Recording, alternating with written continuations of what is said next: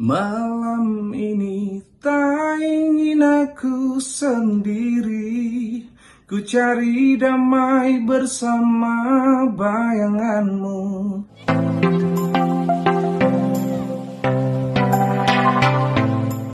Halo, assalamualaikum warahmatullahi wabarakatuh. Saya Bian, waktu keluar dari band yang lama sempat mengalami kurang lebih 3 tahun nganggur. Bian sempat merasa was-was saat itu. Kemudian Bian sadar kesehatan mental itu sangatlah penting. Akhirnya mental block yang selama ini menghambat untuk berkarya hancur. Dan alhamdulillah bisa berkarya lagi sampai sekarang dan sampai detik ini. Oh ya, untuk kamu yang sedang mengalami cemas, stres, dan mental block, Teta Medica jawabannya. Sekali lagi, jangan lupa Teta Medica untuk hidup yang lebih baik. Assalamualaikum. Hai, aku Stefani. Aku seorang pebisnis dan aku punya produk pakaian untuk wanita yang aku buat sendiri. Sudah hampir 2 tahun usahaku ini berdiri dan aku bersyukur banget di 1 tahun pertama usahaku bisa berkembang. Sampai akhirnya di awal tahun 2020 aku ngerasa segala sesuatu yang udah aku perjuangin, yang udah aku korbanin untuk bisnisku jadi sia-sia karena pandemi virus COVID-19. Beberapa bulan stuck, bingung banget harus gimana, cemas, sampai ngerasa stres banget deh pokoknya. Bahkan sampai sering aku ngerasa gugup, gelisah, tegang, gak bisa tidur, tubuh terasa lemas, kayak ada perasaan seperti ditimpa bahaya gitu. Suatu ketika aku periksa ke dokter, ternyata aku terkena GERD karena stres yang berlebihan. Dan disitulah aku mulai makin panik dan gak tenang. Segala usaha udah aku lakuin, sampai akhirnya aku disaranin sama sahabat aku buat hipnoterapi di Teta Medica. Aku cobalah stalking akun Instagramnya, terus aku mutusin untuk ambil paket hipnoterapi sesuai arahan Teta Medica. Dan aku bersyukur banget dengan satu paket terdiri dari 4 sesi hipnoterapi, apa yang jadi keluhanku berbulan-bulan bisa sembuh total. Ketika proses terapi, aku ngerasa lebih nyaman dan tenang. Aku juga ngerasa terkesan loh sama pelayanannya yang profesional dan berkompeten. Dan belum lagi bisa konsultasi gratis dan mentoring after terapi. Teta Medica juga mudah dicari kok, karena memiliki jaringan yang lebih dari 20 kota di Indonesia. Senang dan bersyukur banget rasanya karena bisa sembuh setelah terapi. Dan kini aku bisa ngelanjutin bisnis online aku deh. Terima kasih Teta Medica karena udah bantuin aku. Untuk hidup yang lebih baik, ingat Teta Medica.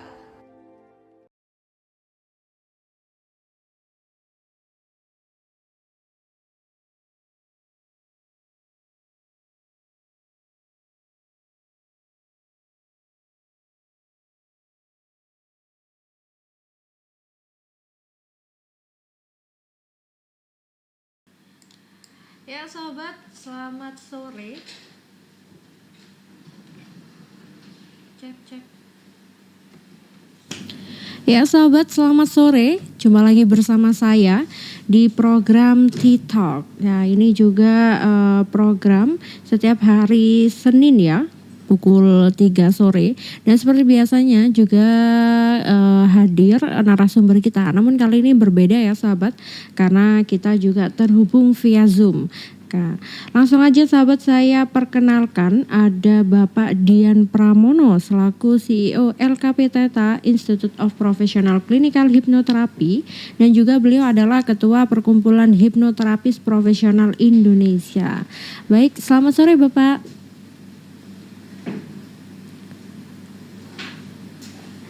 Ya, cek suara sudah saya terdengar ya Pak ya, dengan jelas di sana.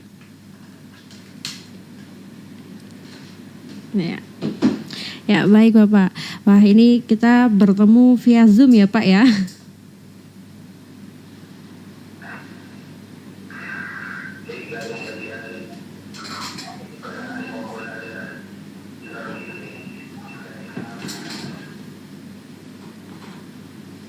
Ya Bapak boleh dinyalakan speakernya Bapak.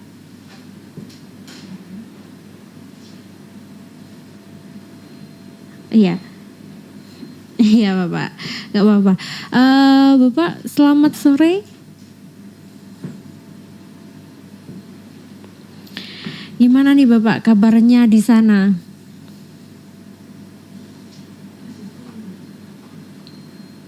Semuanya baik-baik saja ya Pak ya?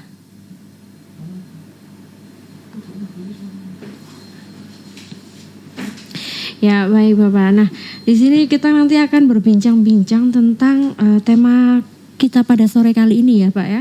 Ada bahaya luka batin.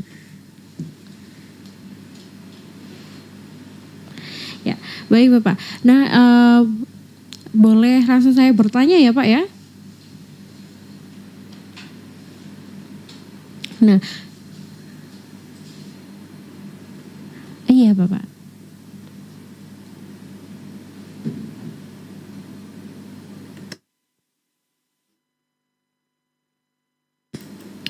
Ya sahabat, sambil kita menunggu ya, saya juga ingatkan kembali bahwa program ini juga bisa Anda saksikan di 100,4 FM, channel YouTube Suara Gersik dan juga website suaragresik.id.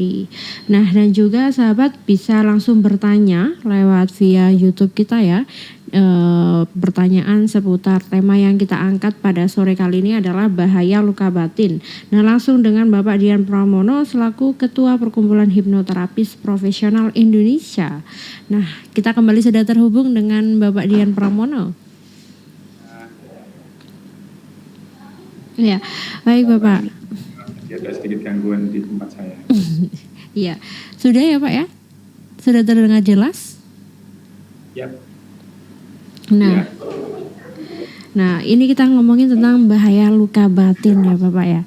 Nah sebelum kita mungkin pertanyaan yang apa sih bahayanya.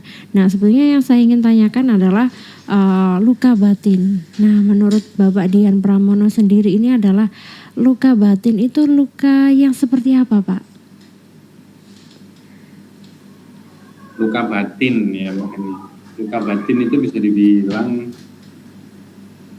luka psikologis ya atau trauma psikologis yang terbentuk ketika seseorang ini menghadapi atau menemui sebuah pengalaman di masa lalu yang membuat dia merasa terancam, merasa diabaikan sehingga dia tidak bisa memiliki respon ideal untuk menghadapi kondisinya tersebut gitu. Jadi luka batin ini bisa dikatakan adalah luka yang ada di psikisnya atau di mental seseorang yang tidak terlihat seperti luka pada fisik gitu.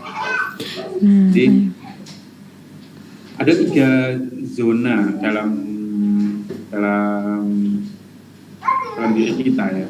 Zona disfungsional di mana ketika seseorang tidak bisa, mohon maaf sebentar. Ya sahabat, kita sambil menunggu Bapak Dian Pramono juga masih ada masalah teknis ya mengenai teknis suara. Dan juga sahabat, saya ingatkan kembali bahwa sahabat cerdas ini juga bisa langsung join ke channel YouTube Suara Gersik untuk bertanya ya nanti seputar tema kita pada sore kali ini adalah bahaya luka batin. Nah langsung nanti di akhir sesi akan dibacakan untuk dijawab langsung oleh Bapak Dian Pramono. Nah ini kita masih menunggu terhubung kembali dengan Bapak Dian Pramono.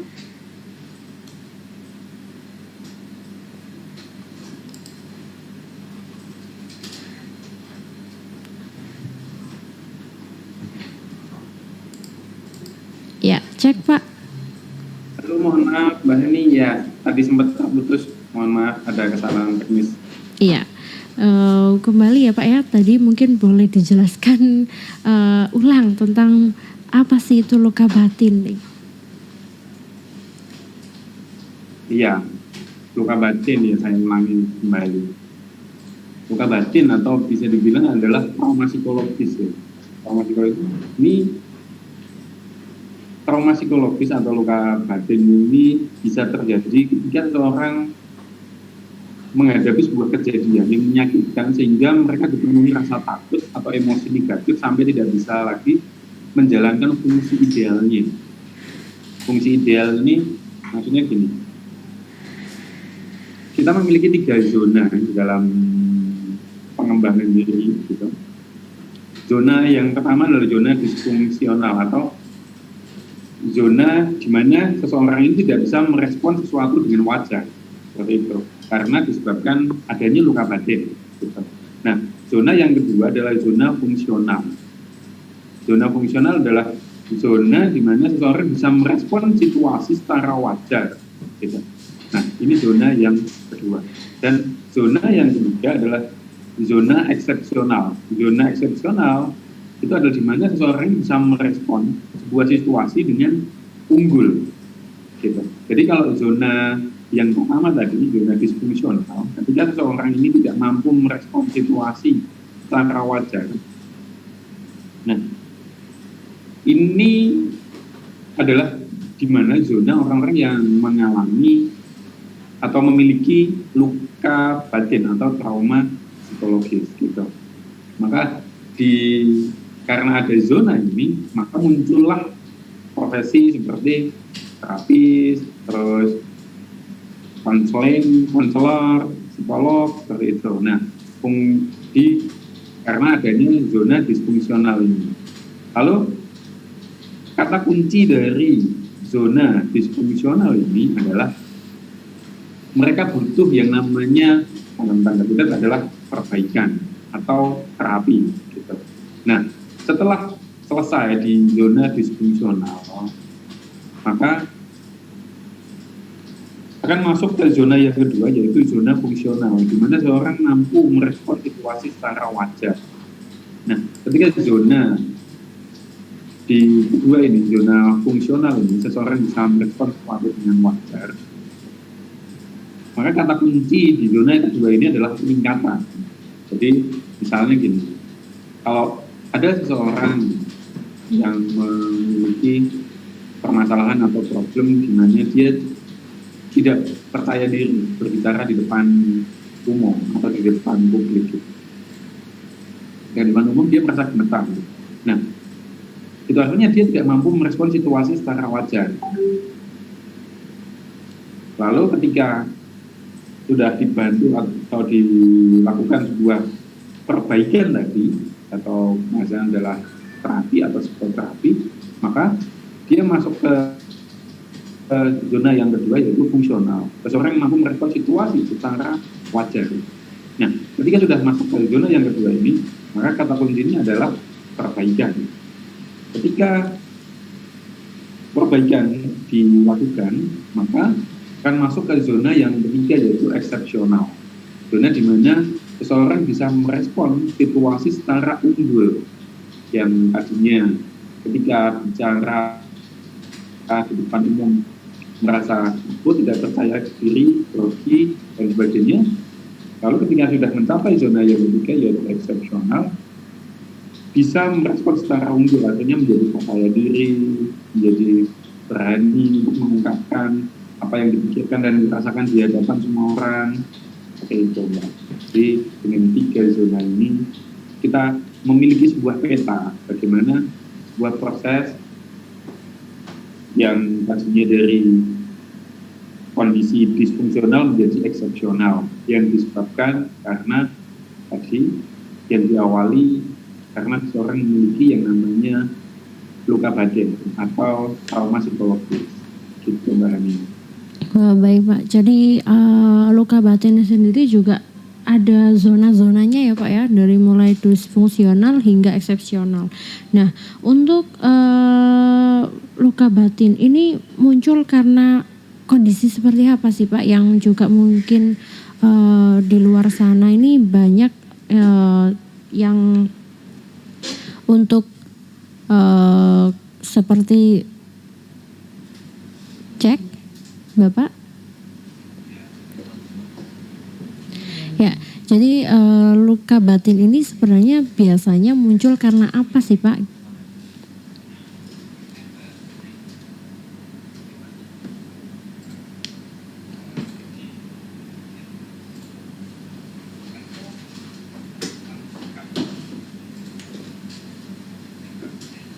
Kategori ini. Nah, kategori yang pertama, saya sebutkan dulu ada 4 kategori. Kategori pertama adalah fear atau takut. Kategori yang kedua adalah rejection atau penolakan. Kategori yang ketiga adalah confusion atau bingung gitu. Nah, kategori yang keempat ini disappointment atau kekecewaan. Kita kan bahas satu persatu berkaitan dengan 4 kategori dari luka batin ini. Nah, kategori yang pertama atau kita tadi sebutkan adalah fear atau takut. Nah, kategori yang pertama ini takut ini disebabkan karena ada sebuah peristiwa atau ancaman yang mengancam keselamatan hidupnya dan bersifat traumatis. Contoh, kecelakaan, kerusuhan, terus ada ancaman, situasi genting lain gitu.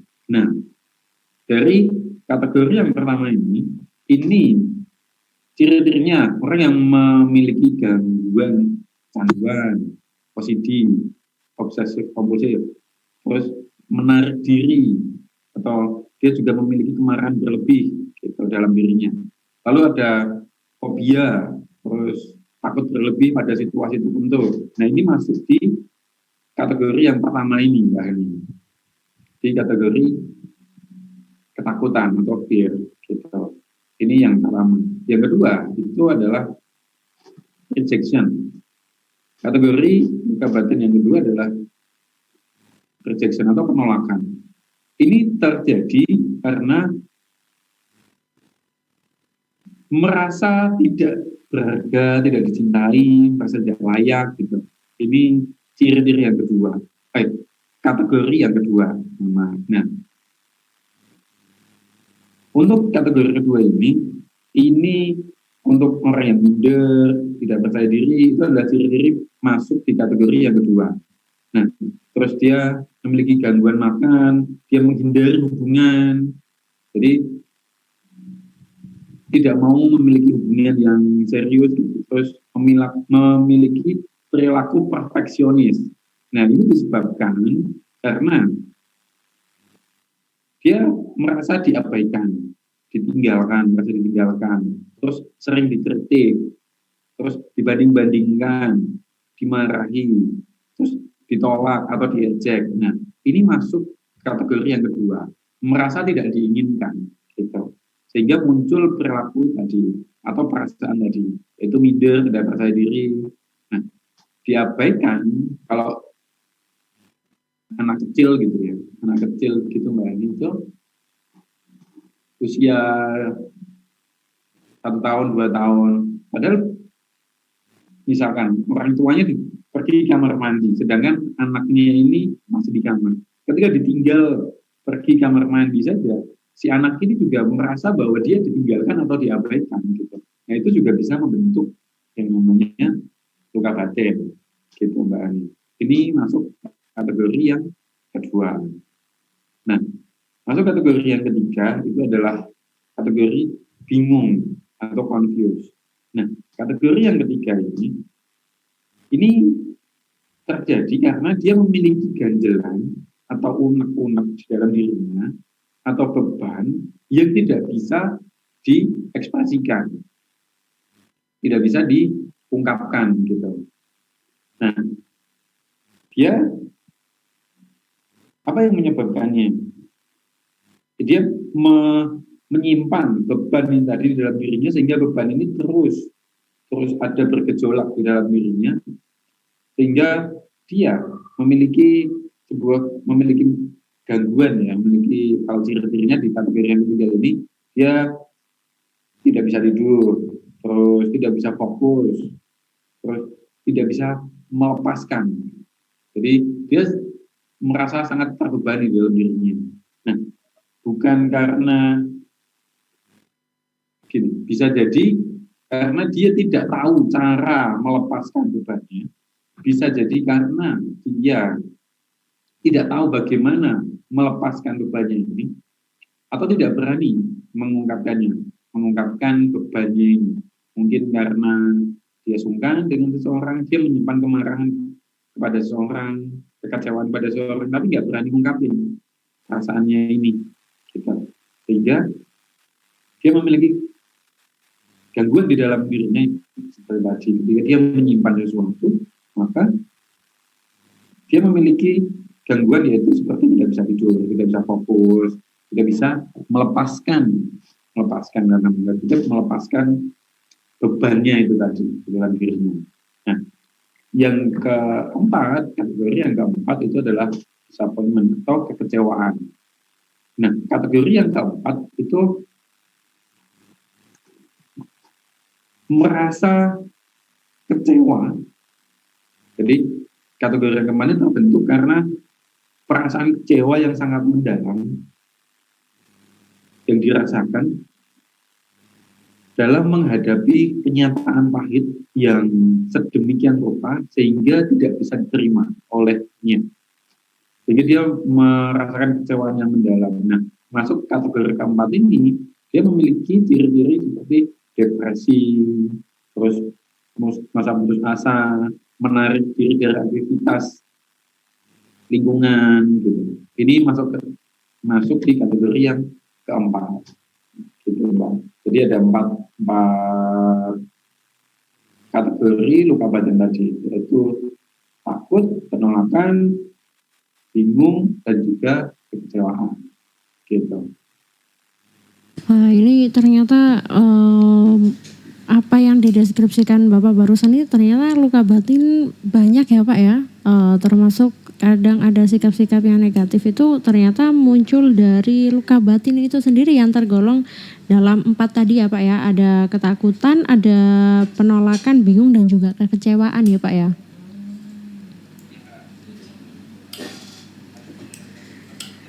Peristiwa traumatis yang mengancam kehidupan tadi.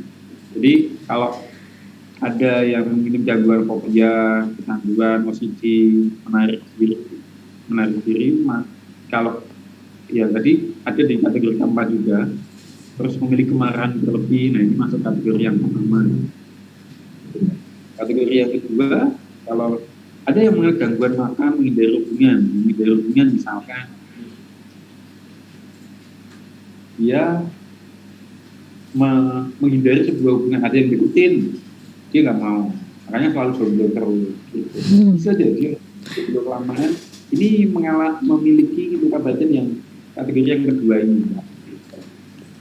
Nah ini ternyata juga yang barusan disebutkan ini ternyata jomblo itu juga bisa disebutkan jadi luka batin ya Pak ya? Ya betul, jadi jomblo yang terlalu lama atau mungkin kalau bahasanya ini sulit atau belum nikah misalkan gitu. Bisa jadi memang ada sebuah luka batin di dalam diri. Nah baik Bapak, lalu dari sekian mungkin luka batin yang mungkin kita ini yang biasanya kan kita tidak sadari ya Pak ya, itu sebenarnya sudah ada di diri kita. Nah lalu misalnya nih Pak, ketika kita ingin menyembuhkan luka batin, pastinya juga kita harus tahu penyebab atau luka batin yang seperti apa gitu kan Pak. Nah boleh dijelaskan nih Pak, bagaimana sih cara mengetahui apa luka batin yang ada dalam diri kita gitu? Ya, jadi ini gini, untuk mengetahui luka batin yang ada dalam diri kita, kalau menggunakan pendekatan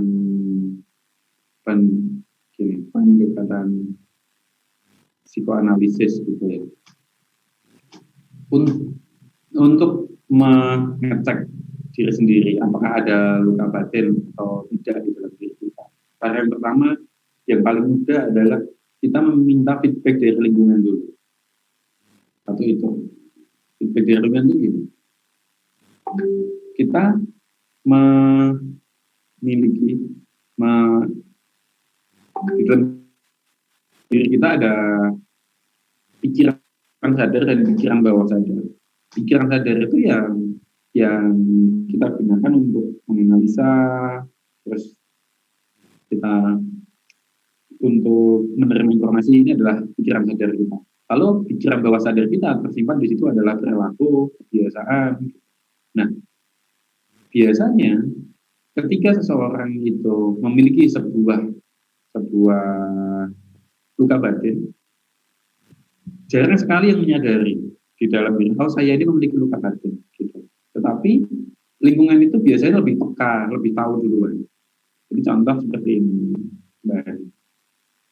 Misalkan nih, Mbak Hani punya teman sahabat baik. sahabat baik ini bilang ke Mbak Hani, kamu kok orangnya pemarah sih, misalkan. Ini hanya contoh misalnya. Tapi Mbak Hani mengatakan, bunda saya ini biasa saja, saya ini bukan pemarah. Tapi orang lain menilai Mbak Hani memiliki sifat pemarah tadi.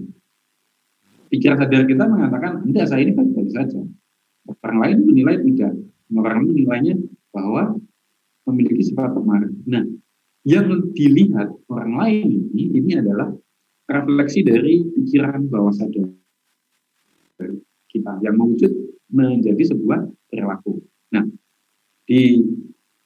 ketika orang lain ini melihat sesuatu yang tidak wajar di dalam diri kita, tadi zona tadi ya, zona yang disfungsional, yang zona yang pertama tadi, zona disfungsional tadi adalah kemampuan seseorang, ketidakmampuan seseorang merespon sebuah kondisi atau kejadian dengan wajar, gitu kan.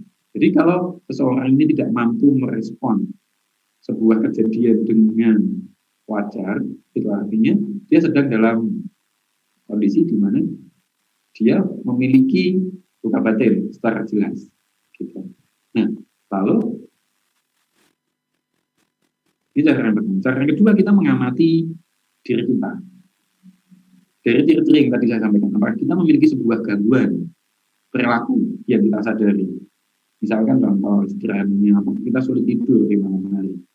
Terus kualitas tidur kita gimana. Lalu ketika kita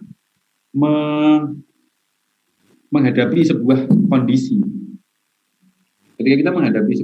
kondisi, apakah kita bisa menyelesaikan atau menghadapi kondisi tersebut secara wajar, gitu. Jadi ketika kita tidak mampu menghadapi kondisi dengan respon yang ideal atau minimum adalah wajar, tadi ada 3 zona ya, dengan zona yang kedua atau fungsional, maka bisa dikatakan kita memiliki luka batin dalam diri kita. Seperti yang saya sampaikan dari 4 kategori tadi, apakah kita memiliki ciri-ciri yang tadi, yaitu kalau kategori yang pertama, apakah kita memiliki fobia, serangan panik, takut berlebih, itu kategori yang pertama. Kategori yang kedua, apakah kita memiliki gangguan makan, terus apakah kita juga menghindari sebuah hubungan dengan orang lain, atau kita memiliki perilaku yang terlalu perfeksionis, apa-apa ingin semuanya perfect gitu, semuanya sempurna gitu. Nah, bisa jadi itu adalah bentuk bahwa kita memiliki luka batin. Nah, kategori yang ketiga, apakah kita memiliki gangguan tidur, terus tidak bisa fokus atau konsentrasi gitu, ataukah kita mengalami kehilangan gairah hidup gitu, atau depresi. Nah, kalau kita memiliki beberapa perilaku tadi, itu artinya di dalam diri kita ada yang namanya luka batin, gitu. Baik Bapak, jadi salah satunya kita juga harus menyadari ya Pak ya, sikap-sikap kita sendiri, dan juga mungkin ada feedback dari lingkungan juga yang harus kita terima. Jadi kita tahu apakah kita punya luka batin atau tidak dari situ ya Pak ya? Ya, salah satunya adalah dengan respon lingkungan tadi, Mbak. Itu salah satu cara yang tertepat untuk mengetahui apakah kita memiliki luka batin. Nah, baik Bapak. Itu dari sahabat, teman terdekat atau keluarga. Nah, ya Pak. Dan sesuai dengan tema kita ya Pak ya, biasanya juga di luar sana nih, kita kan hanya yang biasanya normal adalah luka yang terlihat ya Pak ya, yang diobati dengan segera, biasanya langsung pergi ke dokter atau ke rumah sakit gitu. Nah, ada beberapa orang yang juga acuh ya tentang luka batin, nggak kelihatan aja gitu Pak. Nah, sebenarnya bahayanya luka batin itu seberapa sih Pak? Bahayanya luka batin, ya. Bisa dikatakan gini, bahayanya adalah kita tidak bisa merespon sebuah kondisi secara wajar. Satu, gitu. Terus kita kalau merespon secara wajar tidak bisa, tidak mungkin juga akan bisa masuk ke zona yang ketiga, yaitu tidak bisa merespon sesuatu dengan unggul, gitu. Merespon suatu kejadian dengan unggul. Jadi bisa dikatakan ketika seseorang ini mengalami luka batin, maka banyak sekali hambatan yang akan dihadapi dalam perjalanan hidupnya, gitu. Contoh kayak yang tadi, misalnya yang kategori yang kedua, yaitu luka batin yang kategori kedua atau rejection, penolakan itu. Karena dia ketika masih kecil dibanding-bandingkan dengan saudaranya, dia merasa diabaikan, ditinggalkan, gitu. Sehingga dia merasa tidak layak di dalam dirinya, merasa tidak berharga dalam dirinya. Nah, ketika dia merasa tidak berharga, tidak layak, sehingga dia menghindari sebuah hubungan, misalkan gitu. Seseorang menganggap saya ini tidak layak untuk disukai, saya ini tidak layak untuk dicintai, seperti itu. Sehingga ketika ada yang PDKT, mendekati gitu, dia secara bawah sadar ya, dia menolak, seolah-olah menjauh. Sehingga orang lain yang berusaha mendekat ke dia merasa tidak nyaman, dengan si orang ini lagi, sehingga hubungannya tidak bisa lanjut seperti itu. Jadi kerugian paling banyak bisa dikatakan adalah bahayanya kita tidak bisa merespon segala sesuatu dengan respon yang wajar ataupun dengan respon yang unggul, gitu, Mbak. Berarti juga bisa berpengaruh dalam kehidupan sehari-hari ya Pak ya? Iya, betul Mbak.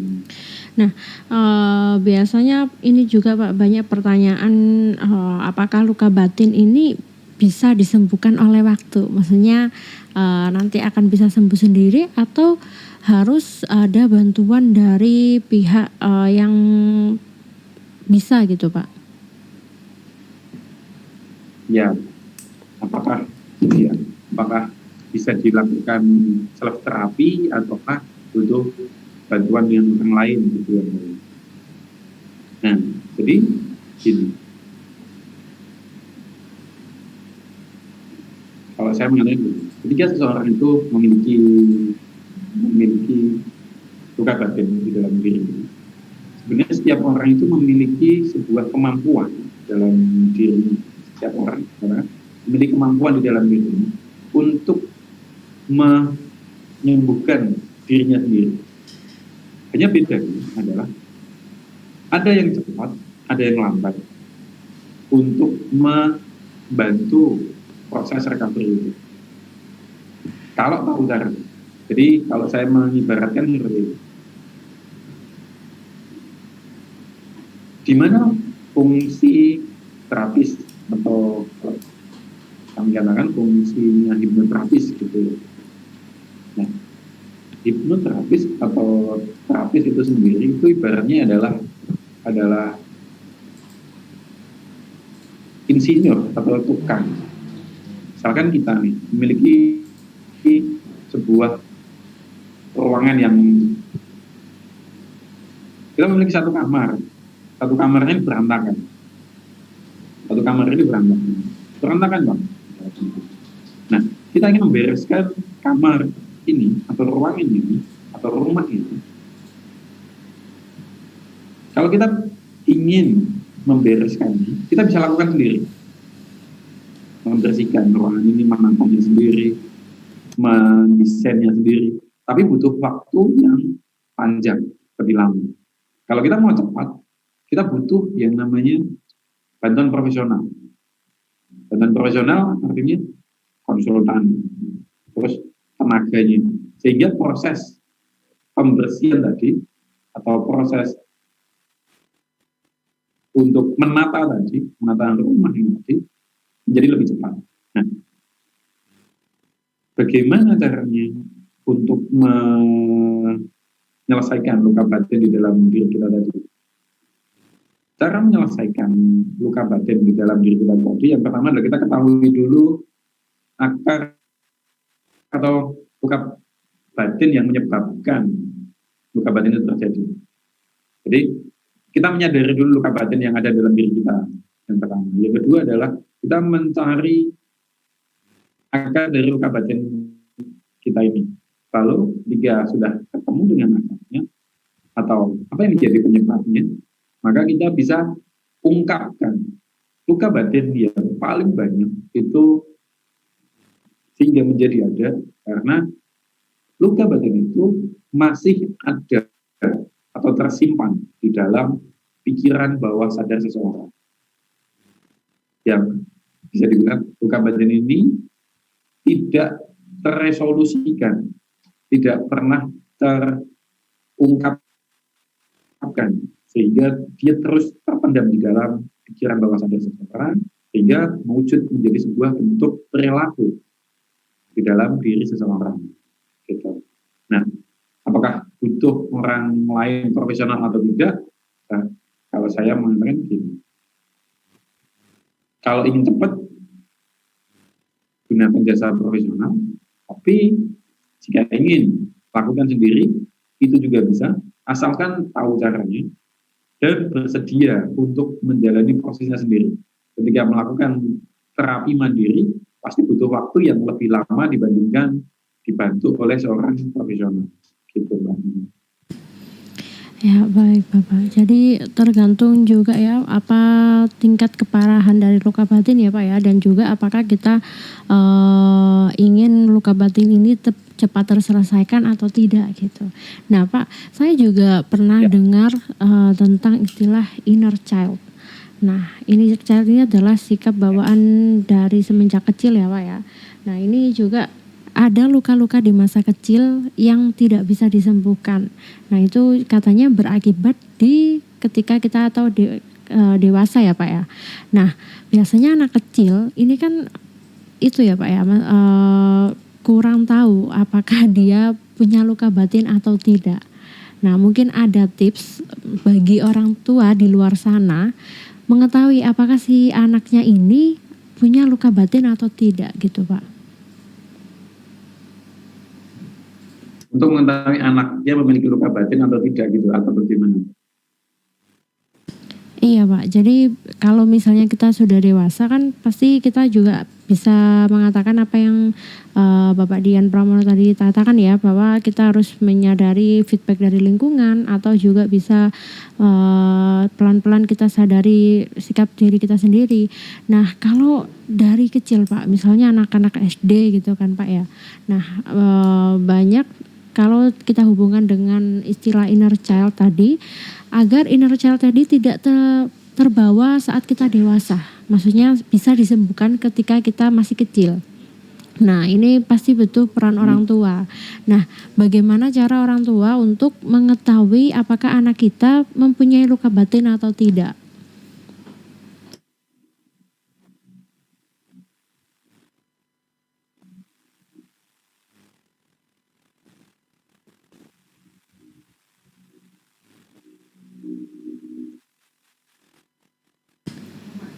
Ya Bapak bisa terhubung? Tadi suaranya putus Mbak, mohon maaf. Oh iya. Suaranya Mbak Hani tadi putus-putus. Oh iya. Baik, saya ulangi lagi ya Pak ya pertanyaannya. Ya, apakah sudah terhubung dengan baik Pak? Bagian di akhir tadi saya menangkap sedikit di bagian tadi, yaitu bagaimana agar luka batin anak ini tidak tersimpan sehingga dewasa gitu ya Mbak ya? Iya Pak, jadi bagaimana cara atau tips yang bisa dikasih untuk orang tua di luar sana mengetahui apakah si anaknya ini punya luka batin atau tidak gitu Pak? Oke, gini.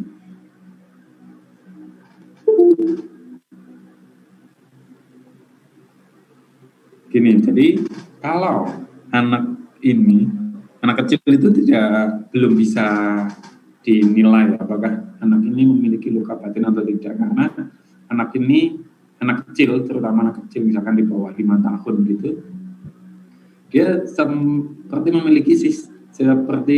memiliki sistem penyembuhan otomatis, saya katakan gitu. Karena kalau kita mengamati anak kecil ya, di bawah 5 tahun gitu. Ketika mereka sedang berantem rebutan mainan gitu, mereka nangis kenceng. Bahkan mungkin ada yang dorong gitu sambil nangis gitu. Tapi nggak sampai 5 menit, mereka udah baikan tuh, udah ketawa lagi, udah bareng lagi. Kenapa? Yang tadinya sudah sampai segitunya, 5 menit seolah-olah tidak ada apa-apa lagi kan gitu. Karena di dalam diri anak kecil itu memiliki sebuah sistem untuk melakukan, bisa dikatakan apa ya, untuk melakukan auto recovery di dalam dirinya. Kalau orang dewasa itu seperti sistem itu sudah kayak nggak ada lagi kan gitu. Nah, untuk menjaga juga agar anak-anak kita ini di masa dewasanya tidak menyimpan yang namanya luka batin ketika masa kecil. Salah satu tipsnya adalah sebagai orang tua, setiap malam sebelum tidur upayakan untuk membuat anak kita ini berbicara mengenai apa? Kesehariannya. Apa yang sudah terjadi dari pagi sampai sore tadi, sampai mau tidur tadi. Karena gini, ketika seperti tadi yang saya sampaikan, luka batin itu bisa tersimpan sampai dewasa karena dia mengendap di dalam pikiran bawah sadar atau di memorinya, di pikiran bawah sadarnya. Dan itu tidak akan tersimpan sampai dewasa kalau anak ini mengungkapkan pikiran dan perasaannya. Kalau dia memiliki resolusi di dalam dirinya, dia mengungkapkan pikiran dan perasaannya, maka memori yang menyebabkan luka batin tadi itu akan hilang ketika dia mengungkapkan itu. Kalau dia masih menyimpan terus, maka dia akan terus tersimpan sampai dewasa. Gitu. Jadi gimana caranya? Salah satunya ini adalah ketika mau tidur itu diajak cerita, pegang tangan anak kita, lalu diajak cerita. Jadi adik atau kakak misalkan di sekolah tadi bagaimana, ada pelajaran apa yang kamu suka tadi di sekolah, ketemu dengan siapa saja, temanmu yang ini tadi bagaimana gitu. Jadi pancing anak kita untuk bercerita. Mungkin ketika di sekolah anak kita ini diejek oleh temannya, terus ditolak oleh temannya gitu kan. Seperti tadi yang saya sampaikan, ketika kita ditolak, diejek, dikritik, itu akan menyebabkan sebuah luka batin di dalam diri kita. Kayaknya kejadiannya sepele kecil gitu, tapi itu menjadi sebuah luka batin di dalam diri kita. Nah, ketika kita meminta anak kita untuk bercerita kepada kita sebagai orang tuanya, maka itu tidak akan tersimpan sampai dewasa nanti. Dan luka yang tadinya masih tersimpan di dalam pikiran bawah sadarnya teresolusikan atau dikeluarkan gitu. Jadi tipsnya sederhana, yaitu ajak anak kita untuk bicara ketika malam hari. Ajak anak kita untuk bercerita mengenai apa yang sudah dialaminya selama 1 hari ini. Gitu. Wah, ini ternyata tipsnya cukup sederhana juga ya Pak ya, dengan mengajak anak-anak untuk kembali menceritakan apa yang dilakukan seharian aktivitasnya.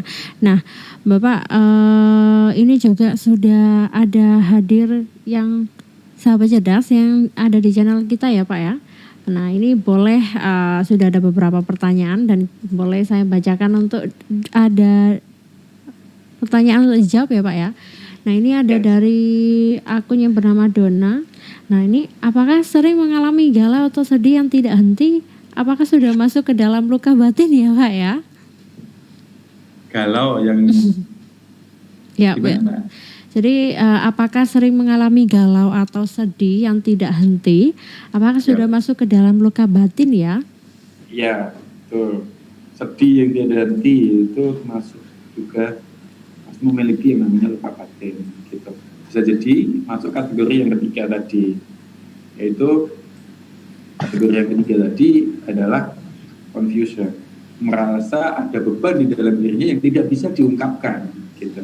Tidak bisa diungkapkan ini karena tidak tahu caranya, tidak tahu cara mengungkapkannya, atau tidak berani mengungkapkannya karena sungkan, takut dan sebagainya, atau karena tidak punya kesempatan untuk mengungkapkannya, gitu. Kalau untuk mungkin tips untuk cara menyembuhkan nih Pak, atau juga menyelesaikan agar tidak galau atau sedih yang tiada henti ini bagaimana ya Pak ya? Nah, kalau masuk kategori yang 3 ini sebenarnya gini, apa sih yang mengakibatkan kita memiliki perasaan sedih ini tadi, ya tidak penting tadi, pasti ada sesuatu hal atau ada beban di dalam diri beliau ini. Nah, gimana caranya? Salah satunya adalah mengungkapkan apa yang dirasakan tadi, gitu. Sedih berkaitan dengan apa, gitu kan? Lalu galau berkaitan dengan apa? Maka itu yang butuh diungkapkan, Pak. Diceritakan, gitu. Jadi kata kuncinya sebenarnya adalah ekspresi, gitu. Ekspresi ini artinya adalah mengungkapkan apa yang ada di dalam pikirannya dan perasaannya, diungkapkan seperti itu. Baik Bapak. Nah, kita juga masih ada pertanyaan lain ya Pak ya dari sahabat cerdas yang sudah ada di channel YouTube kita. Ada akun yang bernama Gali Ari Putra nih. Apakah ada gejala seseorang yang mengalami luka batin? Kira-kira apa gejala atau mungkin tanda-tandanya? Nah, ini kita sudah jawab ya Pak ya di awal sesi tadi. Nah, ini juga ada pertanyaan lanjut di Adini Putri W. Luka batin bisa bikin seseorang ingin bunuh diri nggak sih Pak? Mohon maaf, gimana? Jadi ada pertanyaan, luka batin bisa bikin seseorang ingin bunuh diri nggak sih? Ingin bunuh diri ya? Iya. Ya, bisa jadi karena memang itu tadi ya. Ketika seseorang itu misalkan merasa tidak diinginkan, dia merasakan kekecewaan yang luar biasa sehingga dia depresi, bisa jadi memang mengakibatkan seseorang ini menginginkan untuk mengakhiri hidupnya, gitu.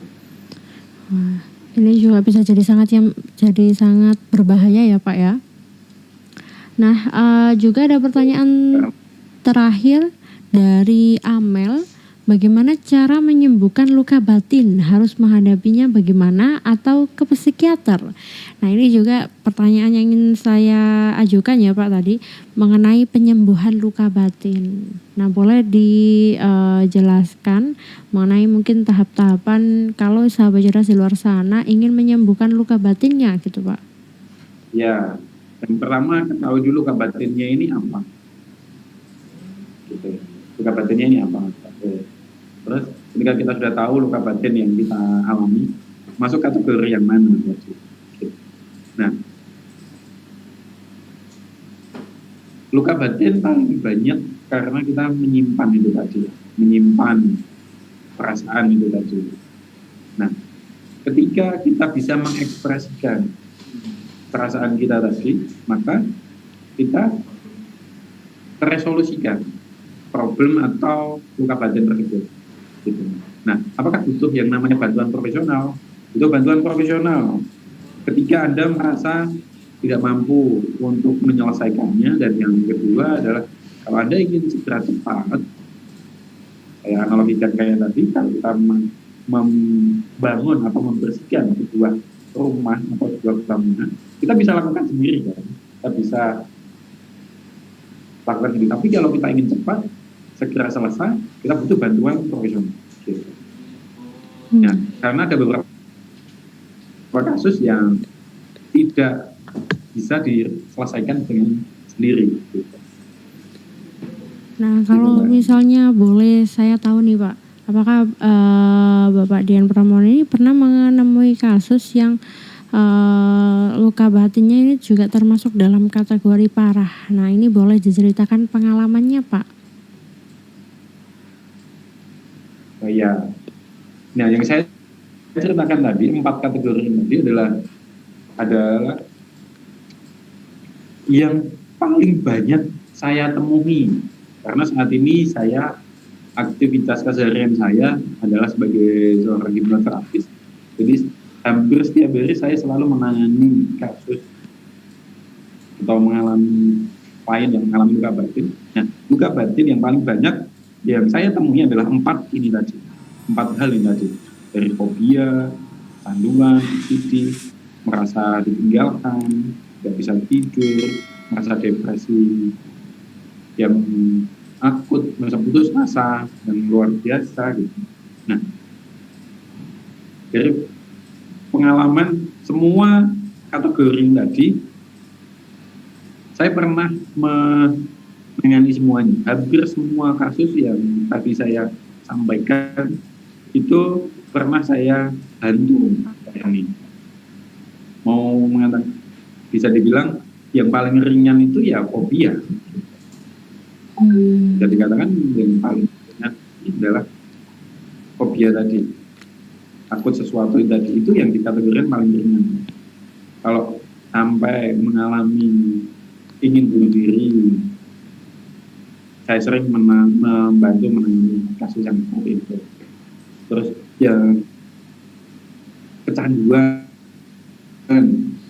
mulai dari kecanduan, kecanduan hubungan seksual itu saya menangani gitu. Nah, sampai yang depresi ingin bunuh diri, saya juga pernah menangani gitu. Jadi sudah bermacam-macam ya Pak ya. Wah, dan juga ini Pak, ketika ada luka batin yang sudah tersembuhkan, biasanya kita juga takut nih luka batin tersebut bisa kambuh lagi di masa depan. Nah, gimana sih Pak caranya agar luka batin tersebut tersembuhkan secara tuntas dan kita tidak khawatir lagi kalau luka batin ini akan muncul gitu Pak? Ya, jadi saya paham yang bahan. Jadi gitu, kalau luka batin itu sudah tersembuhkan, saya katakan tersembuhkan, itu maka saat di masa yang akan datang tidak akan muncul lagi. Kalau kita mengatakan tersembuhkan, tapi kalau hanya dialihkan gitu. Maksudnya gini, contoh kan tadi galau atau sedih gitu kan. Ketika mengalami kesedihan yang berkepanjangan tadi, lalu dialihkan dengan apa? Jalan-jalan, shopping, main, piknik, itu adalah bentuk dari pengalihan dari permasalahan. Nah, itu bukan menyelesaikan, itu bukan menyembuhkan, itu pengalihan. Nah, suatu ketika di masa yang akan datang itu pasti akan muncul lagi, karena apa? Masih ada di dalam pikiran bawah sadarnya. Itu hanya dialihkan sementara gitu. Kalau mau disembuhkan ya berarti salah satu cara tercepatnya adalah dengan menghubungi profesional untuk membantu Anda. Nah, ketika itu sudah tersembuhkan, maka di masa yang akan datang itu tidak akan muncul lagi. Gitu. Kalaupun muncul, bisa dikatakan itu bukan kambuh ya, tapi luka baru. Atau ya, luka baru. Di analoginya adalah misalkan seseorang mengalami sakit tipes nih, karena gaya pola hidupnya nggak teratur, makannya sekenanya gitu kan, dia sampai sakit tipes, terus masuk ke rumah sakit, diobati sama dokter, sembuh pulang, tapi tidak menjaga pola hidupnya, masih sama seperti sebelumnya. Kira-kira mungkin nggak untuk tanya masih tipes lagi kalau tidak mengganti gaya hidupnya? Sangat mungkin kan gitu.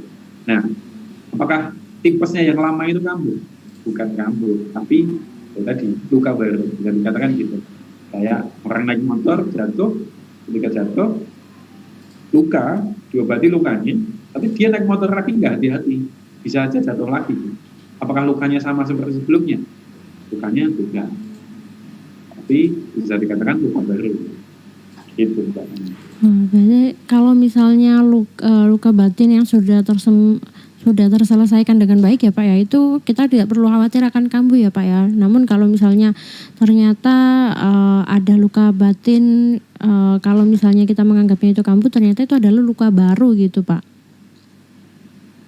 Ya, bisa dikatakan luka baru. Jadi apa yang harus dilakukan ketika sudah sembuh itu? Berarti kita apa? Menjaga diri kita untuk siap menghadapi segala kondisi. Nah, bagaimana cara untuk menjaga ini tadi agar tidak muncul luka baru tadi gitu. Nah, dengan cara apa? Mengekspresikan emosi gitu Pak. Nah, ada 4 cara mengekspresikan emosi itu. Ya boleh dikasih tahu ini Pak, ada 4 cara itu apa aja ya Pak ya? Nah, cara yang pertama, ketika seorang itu mengekspresikan perasaannya, cara yang pertama adalah agresif. Cara yang pertama jadi agresif. Kalau bahasanya adalah senggol bacok gitu. Ketika dilukai, misalkan diejek gitu, dia langsung balas nih. Gitu. Kalau dikatakan gini, cara yang pertama ini ketika seorang terlalu agresif mengekspresikan emosinya, dampaknya adalah dia memiliki hubungan yang tidak baik dengan lingkungannya. Ini cara sehat secara emosional, tetapi tidak baik secara hubungan baik dengan lingkungannya. Karena apa? Terlalu agresif. Kalau bahasa tadi senggol bacok.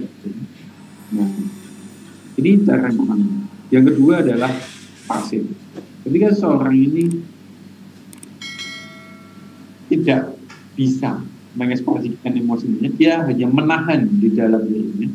Jadi analogi sederhananya gini, kalau saya ngasih sebuah contoh, misalkan saya lagi naik diskotak, saya lagi naik diskotak, saya berdiri karena tidak ada tempat duduk, saya berdiri, saya pegang. Lalu di sebelah saya itu ada yang injek kaki saya, sengaja injek kaki saya. Kalau saya gunakan cara pertama agresif, saya langsung pukul ke orang, saya langsung dorong dia. Nah, apa yang terjadi kalau saya gunakan cara pertama tadi? Pasti terjadi perkelahian, karena orang lain merasa saya terlalu agresif. Gitu. Nah, ini yang pertama. Yang kedua, kalau dengan cara yang kedua pasif lagi. Cara yang kedua pasif, yaitu kaki saya diinjek, saya hanya doa saja kepada Allah. Ya Tuhan, ya Allah, semoga orang yang menginjek kaki saya ini sadar, engkau sadarkan. Ini mengungkapkan perasaannya kepada siapa? Kepada Tuhan. Tetapi bukan kepada orang tersebut. Dia pasif, menyimpan perasaannya. Nah, cara yang ketiga yaitu pasif agresif. Pasif agresif artinya dia menyimpan. Kalau bahasa umumnya adalah dia mendendam. Gitu. Kalau tadi yang nginjek kaki saya misalkan, awas ya, nanti ketika sudah turun dari bis, saya balas kan, misalkan kayak gitu. Ini artinya pasif agresif. Dia menyimpan, tapi untuk membalas belakangan, gitu. Mengungkapkannya belakangan, pasif agresif. Nah, cara yang terakhir yang saya rekomendasikan atau cara yang paling sehat adalah dengan sikap asertif.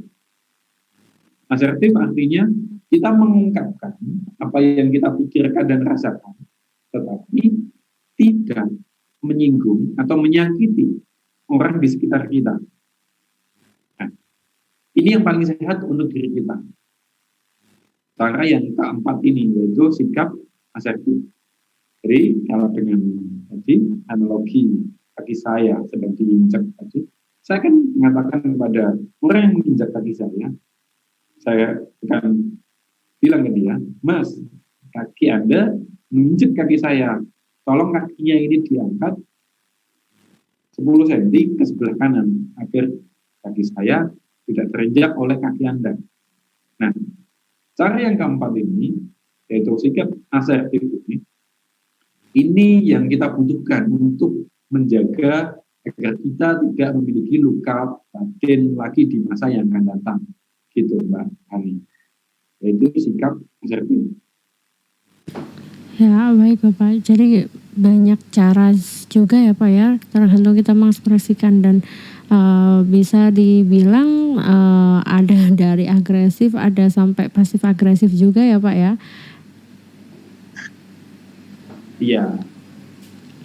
Bapak, ternyata kita sudah berada di akhir jam nih Pak ya, sudah nggak kerasa ya kita berbincang-bincang selama kurang lebih dari 1 jam. Cepet banget ya. Iya Bapak. Wah, ini juga saya ucapkan terima kasih ya Pak ya sudah bersedia untuk bergabung bersama Radio Suara Gersik. Meskipun Bapak juga berada jauh di sana ya Pak ya.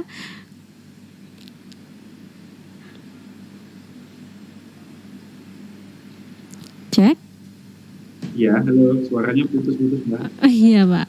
Nah, ini juga saya ucapkan terima kasih ya Pak ya sudah bersedia untuk bergabung di Radio Suara Gersik. Nah, ini kita juga berharap nanti kita selama masa pandemi kita bisa bertemu ya Pak ya. Ya, terima kasih banyak Mbak Hani dan Suara Gersik. Terima kasih banyak. Ya baik Bapak. Nah sahabat, kita juga sudah kurang lebih menemani sahabat cerdas semuanya selama kurang lebih dari 1 jam ya, dan dalam program TikTok. Nah tadi juga kita sudah bahas nih bahaya luka batin bersama dengan Bapak Dian Pramono selaku Ketua Perhisa.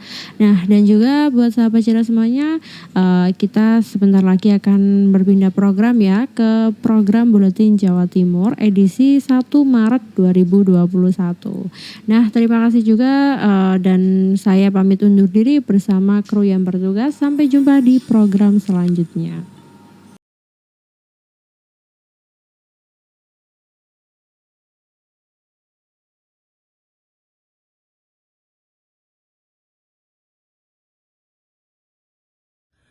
Malam ini tak ingin aku sendiri, ku cari damai bersama bayanganmu.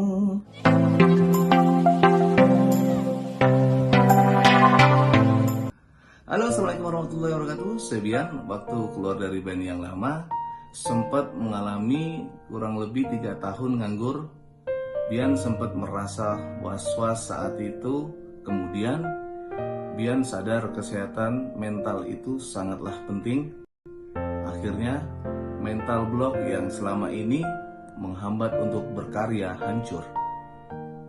Dan alhamdulillah bisa berkarya lagi sampai sekarang dan sampai detik ini. Oh ya, untuk kamu yang sedang mengalami cemas, stres, dan mental block, Theta Medica jawabannya. Sekali lagi, jangan lupa Theta Medica untuk hidup yang lebih baik. Assalamualaikum.